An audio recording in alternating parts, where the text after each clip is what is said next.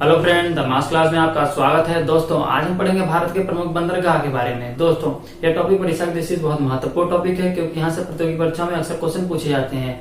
चाहे वो किसी भी प्रकार का प्रतियोगी परीक्षा हो, बंदरगाह से रिलेटेड क्वेश्चन पूछे गए हैं। चाहे रेलवे हो, यूपीएसआई हो, यूपी पुलिस हो, या फिर क्या किसी भी यूनिवर्सिटी एग्जाम टेस्ट हो, हर जगह क्या बंदरगाह से रिलेटेड क्वेश्चन पूछे जाते हैं। तो दोस्तों, आइए देखते हैं प्रमुख बंदरगाह को। दोस्तों, उसके पहले हमारे चैनल पे नए हैं तो चैनल को सब्सक्राइब करें और बेल आइकन प्रेस करें, जिससे कि हमारे नए नए वीडियो नोटिफिकेशन आपको मिलते रहें। दोस्तों, आइए देखते हैं बंदरगाह के बारे में।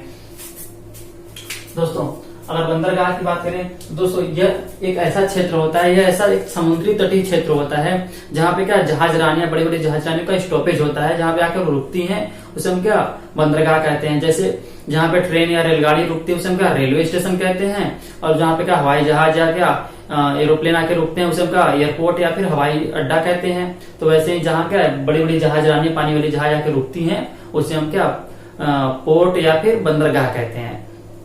दोस्तों, भारत में बड़े बंदरगाहों की संख्या 13 है, तो वहीं छोटे बंदरगाहों की संख्या लगभग 200 है।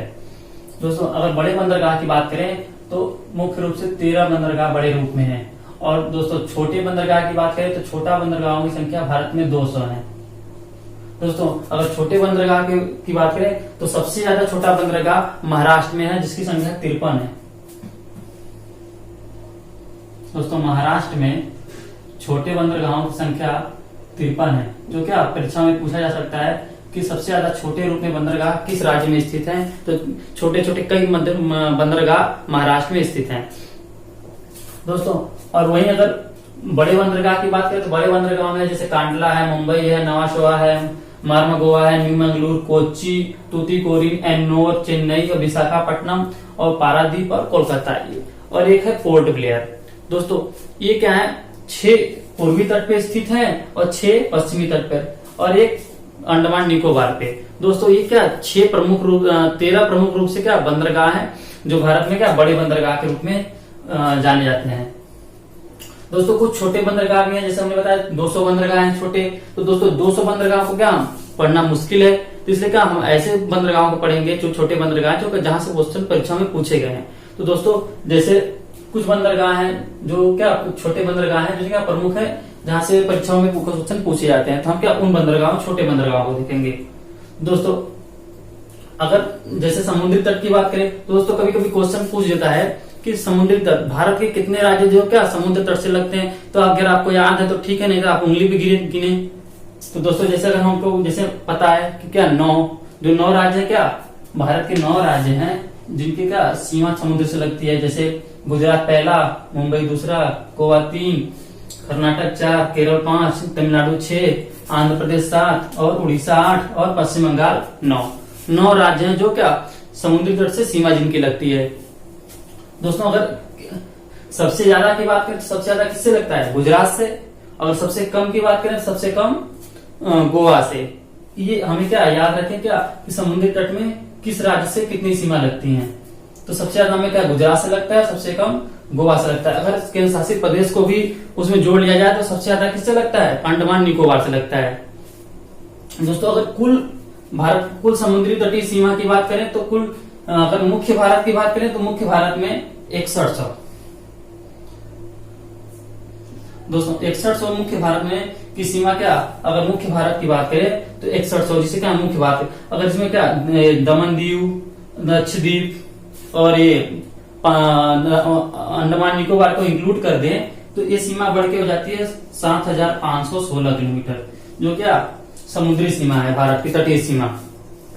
दोस्तों, इन्हीं सभी 7516 किलोमीटर पे क्या ये सारे क्या बसे हुए हैं जो प्रमुख बंदरगाह हैं। दोस्तों, आइए देखते हैं कुछ प्रमुख बंदरगाहों के बारे में, जो क्या केरल में कांडला बंदरगाह। दोस्तों, कांडला बंदरगाह की बात करें तो दोस्तों यह गुजरात में स्थित है। दोस्तों, कांडला बंदरगाह गुजरात के कच्छ के खाड़ी में स्थित एक क्या ज्वारी बंदरगाह है। दोस्तों, ये याद रखिएगा कि ये क्या ज्वारी बंदरगाह है। दोस्तों, यह ज्वारी बंदरगाह है,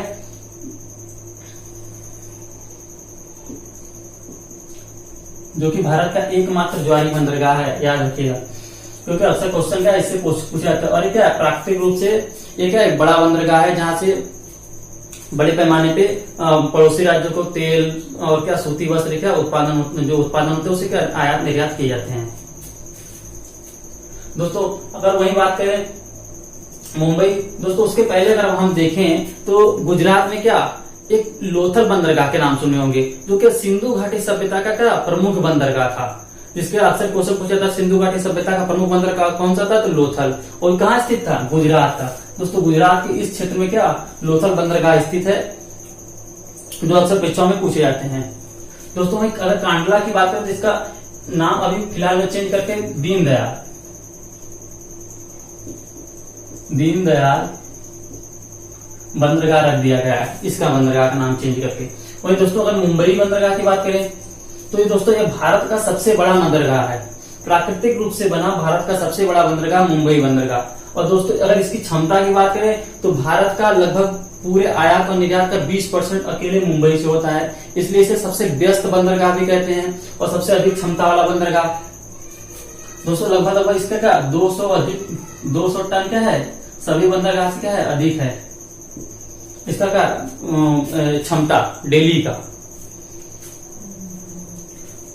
दोस्तों इसके इतने ज्यादा मतलब इस पे लोड हो गए कि क्या इसके लोड को कम करने के लिए हमें क्या मुंबई में ही क्या नवी मुंबई में एक नवा शोहा नाम से एक बंदरगाह का क्या निर्माण करना पड़ा, एक नया बंदरगाह बनाना पड़ा जिसका नाम नवा शोहा या फिर नवी मुंबई। और इसे क्या पंडित जवाहरलाल नेहरू के नाम से भी जानते हैं नवा शोहा को। दोस्तों ये बंदरगाह है क्या मर्मगोवा। दोस्तों मर्मगोवा ये बंदरगाह एक गोवा राज्य में स्थित है और क्या प्राकृतिक रूप से बना एक बंदरगाह है। दोस्तों न्यू मैंगलोर कर्नाटक में स्थित है। दोस्तों इसको याद रखने का ये तरीका है कि कर्नाटक की राजधानी बेंगलुरु, तो क्या न्यू मैंगलोर भी क्या उससे रिलेटेड क्या है एक मिलता जुलता वर्ड है, तो हम क्या न्यू मैंगलोर कर्नाटक में याद रख सकते हैं। दोस्तों ये भी क्या है प्राकृतिक रूप से बंदरगाह है। दोस्तों एक कोच्चि बंदरगाह की बात करें तो दोस्तों कोच्चि बंदरगाह केरल में स्थित है। दोस्तों कोच्चि बंदरगाह केरल में स्थित है और ये क्या पूर्वी तट का, दोस्तों ये पूर्वी तट का सबसे प्रमुख बंदरगाह माना जाता है। तो पश्चिमी तट दोस्तों अगर पश्चिम पूरब की बात करें, सॉरी मैंने आपको बताया नहीं कि पूरब और पश्चिम तट, ठीक है दोस्तों। अगर क्या है ये वाला जो पश्चिम जो तट है क्या हम पूर्वी तट कहते हैं और ये वाला जो तट है इसे क्या पश्चिम तट है। दोस्तों पूर्वी तट में क्या बंगाल की खाड़ी है और पूर्वी में और पश्चिम में कौन सा है अरब सागर। दोस्तों वही नीचे अगर बात करें तो हिंद महासागर ओशियन इंडियन ओशियन है, ठीक है। तो जितने भी पश्चिमी तट के बंदरगाह सब क्या अरब सागर में है और जितने पूर्वी तट के बंदरगाह है सब क्या बंगाल की खाड़ी में स्थित है।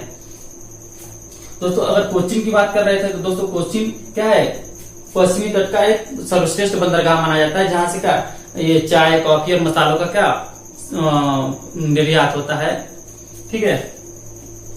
अगर वही दोस्तों अगर अब पूर्वी तट की बात करें तो दोस्तों पूर्वी तट में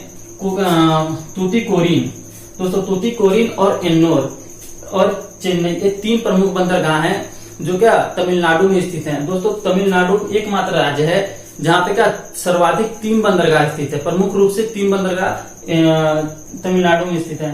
दोस्तों इस चेन्नई बंदरगाह भारत का दूसरा सबसे बड़ा बंदरगाह है, जहां क्षमता के मामले में क्या मुंबई के बाद सबसे व्यस्त बंदरगाह चेन्नई है।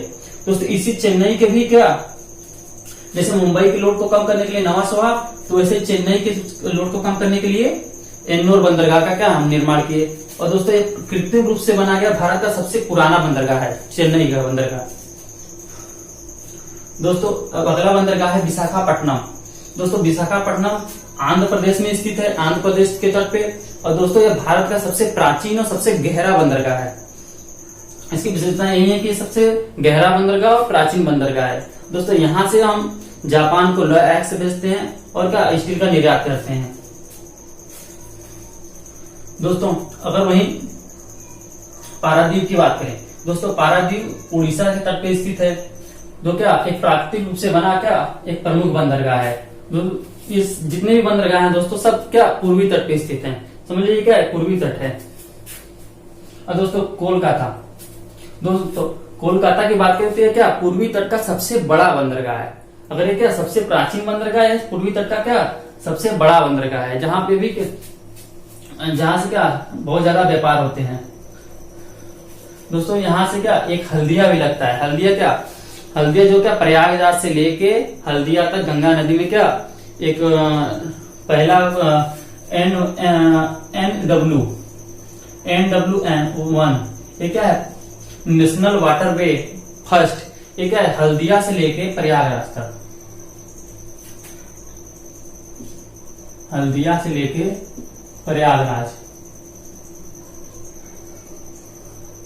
अगर दूसरा ये क्या है गंगा नदी पे स्थित है। इसका लंबाई की बात करें, इसकी लंबाई की बात करें तो इसकी लंबाई है 1620 किलोमीटर और ये क्या गंगा नदी में है। अगर दूसरे की बात करें एंड नेशनल वाटरवे 2 की बात करें तो ये क्या ब्रह्मपुत्र नदी में है, ब्रह्मपुत्र नदी में है।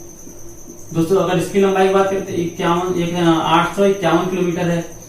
और ये सर्बिया से लेके असम तक है। ये NW2 नेशनल वाटरवे 2 सर्बिया से लेके असम तक है। दोस्तों क्या वो तो नदियों का क्या बोलते हैं कि बंदरगाह थे। और इसके क्या जलमार्ग की बात करें दोस्तों वहीं कुछ ये जितने भी हमने बताया क्या थे प्रमुख रूप से बंदरगाह, तो क्या 13 बंदरगाह हैं दोस्तों। 6 का पूर्वी तट पे स्थित है, 6 पश्चिमी तट पे स्थित है और 6 पूर्वी तट पे।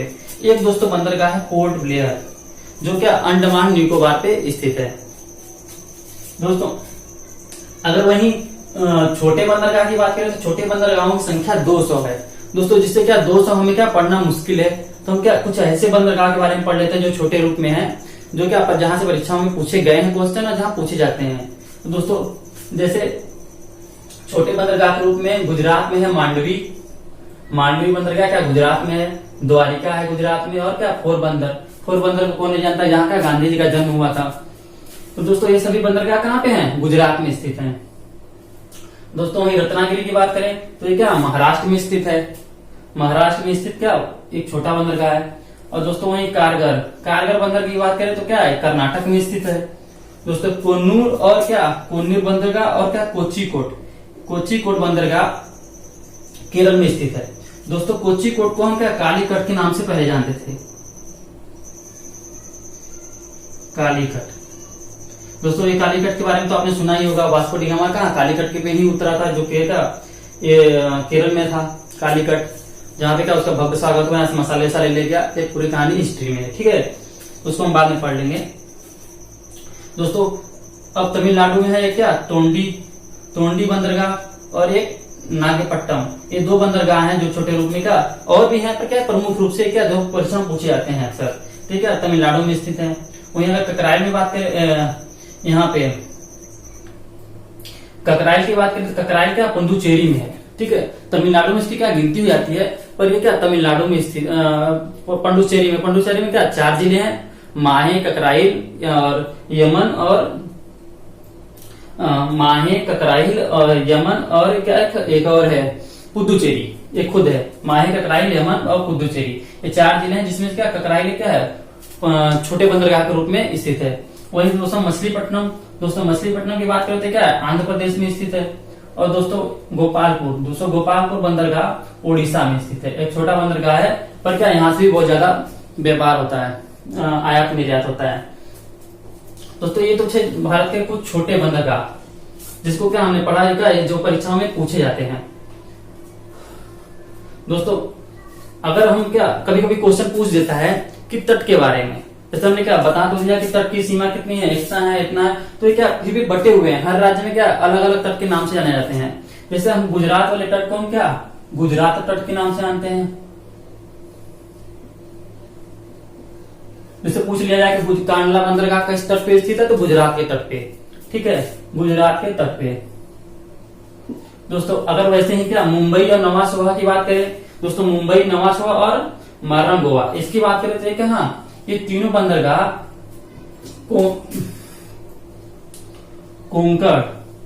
कोंकण तट पे स्थित है, ठीक है। अगर दोस्तों एक कर्नाटक में बात करें न्यू मंगलूर, तो दोस्तों न्यू मंगलूर बंदरगाह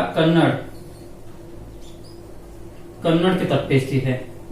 और दोस्तों और ये क्या जो कोचिन कोट है, क्या कालीकट है, सब क्या मालाबार।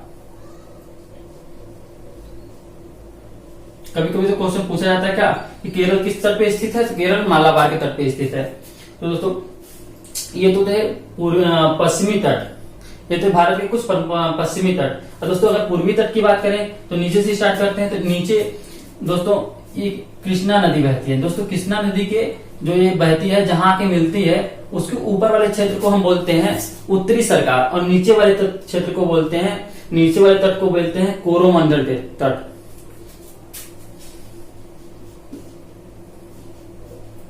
कोरोमंडल तट ठीक है, निचली दक्षिणी भाग को कहते हैं, और उसके ऊपरी भाग को क्या कहते हैं, उत्तरी सरकार, उत्तरी सरकार तट।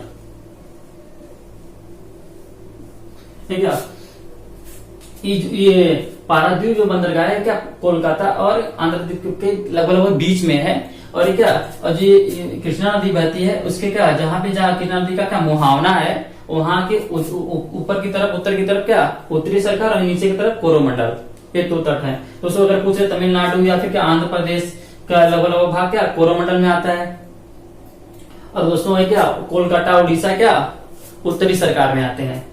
दोस्तों वही क्या केरल मालाबार, तो वही क्या गुजरात के तट पे है, तो क्या महाराष्ट्र कोर्ण के तट पे स्थित है। दोस्तों कभी कभी क्वेश्चन इस प्रकार से घुमा के पूछ लिए जाते हैं तट से संबंधित, कि कौन सा बंदरगाह किस तट पे स्थित है। जैसे हमसे पूछ रहे कि कोरोमंडल पे स्थित प्रमुख तट में बताइए, तो उसमें क्या चार ऑप्शन देगा, चेन्नई, तूतीकोरिन यही रहेगा। और उसमें क्या कौन स्थित नहीं है, तो एक ऑप्शन कोई और देगा विशाखापट्टनम। अब बोल दे कोरोमंडल पे कौन स्थित नहीं है, तो कौन है विशाखापट्टनम, और बाकी सभी क्या है कोरोमंडल पे स्थित है। तो इस तरीके से क्वेश्चन बनाए जा सकते हैं, तो ये तट से रिलेटेड। दोस्तों ये थे भारत के प्रमुख तट और क्या ये प्रमुख बंदरगाह के बारे में। दोस्तों अब हम अगला वीडियो लाएंगे जलमार्ग, नेशनल वाटरवे के पे, और क्या भारतीय जलमार्ग, और क्या कुछ विश्व के प्रमुख जलमार्ग के बारे में। दोस्तों अगर ये वीडियो आपको अच्छा लगा तो वीडियो को लाइक करें, सब्सक्राइब करें।